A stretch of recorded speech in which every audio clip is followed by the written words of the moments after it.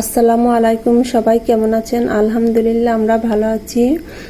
আমরা বাড়িতে ছাতু তৈরি করেছি, আর ছাতু তৈরি করার জন্য আমরা নিয়েছি ভুট্টা, ছোলা, গম, চাল, তিল। এগুলা আমরা একসঙ্গে ভেজে নিয়েছি।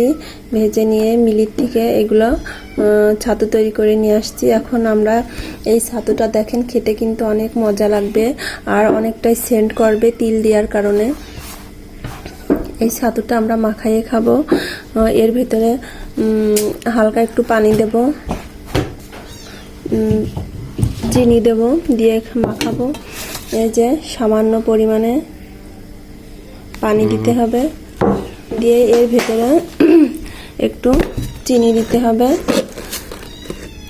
এই যে চিনি দিতে হবে, দিয়ে এইভাবে আমরা এই ছাতুটা মাখায়ে খাবো। আবার অনেকে ইচ্ছা করলে এই শুকনো ছাতুটা একটু ঝাল ভেঙে দিয়েও খেতে